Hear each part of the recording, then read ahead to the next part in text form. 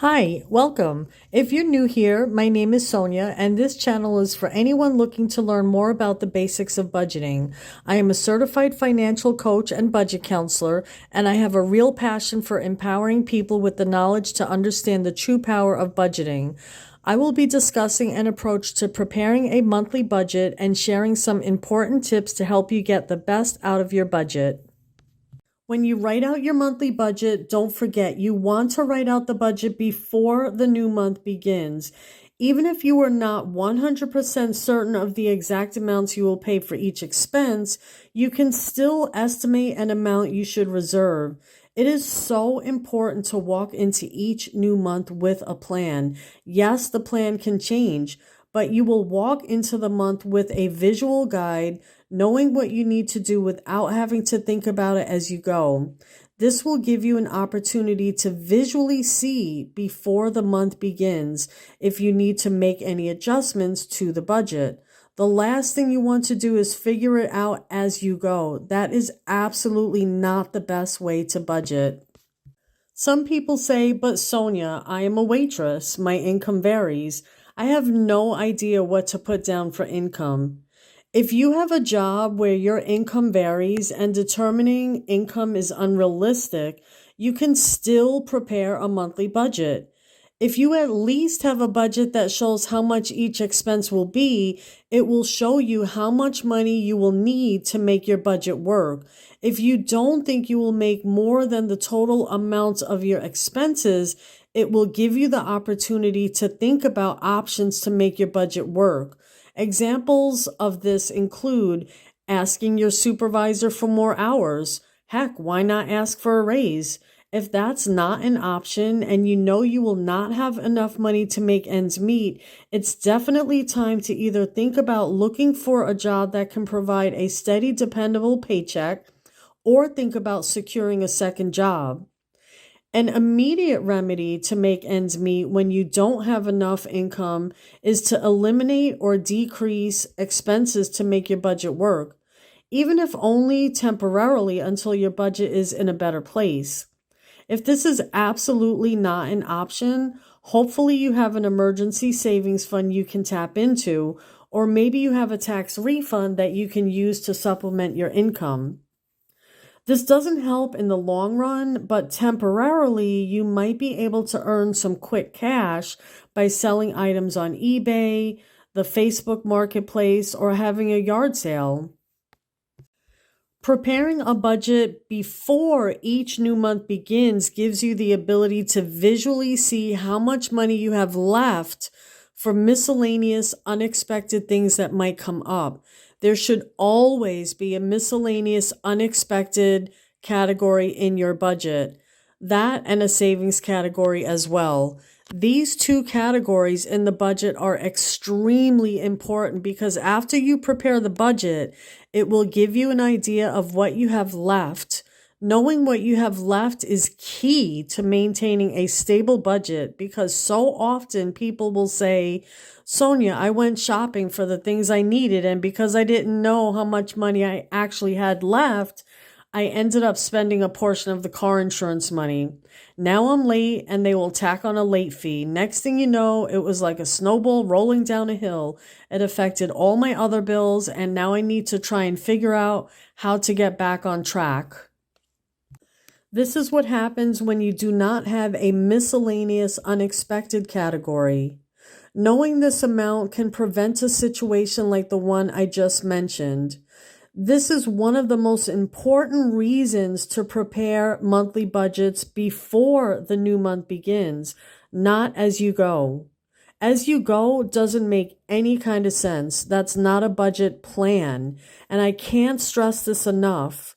Do not put an amount you think you will need in the miscellaneous unexpected category. That's not how it works.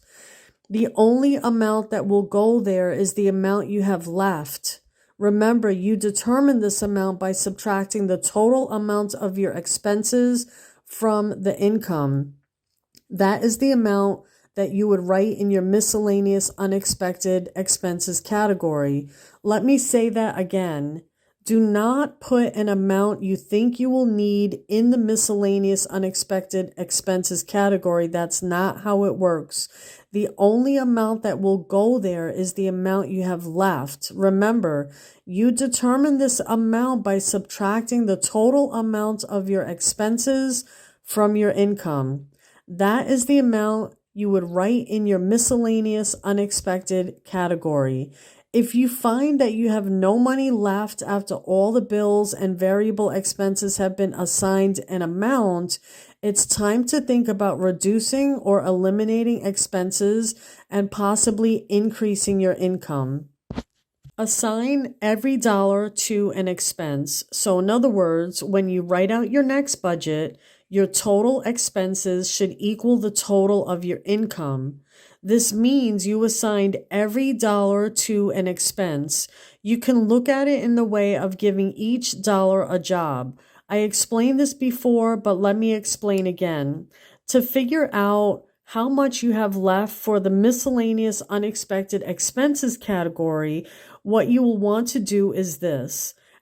After you enter amounts for all bills and variable expenses, only then can you determine what's left. You need to minus all the expenses from the income. That's the amount that goes in the miscellaneous unexpected expenses category. So let's say you assigned an amount for each category in your budget, and you calculated that you have $400 left after all is said and done. This now gives you the opportunity to decide how you want to use that leftover money. Although this is an example, $400 is not a lot left for miscellaneous unexpected expenses that might come up throughout the month.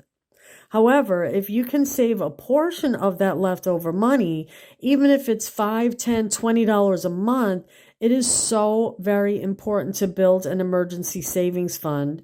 I won't get into that now, but at some point in the future, I hope to make another video discussing the importance of building an emergency savings fund.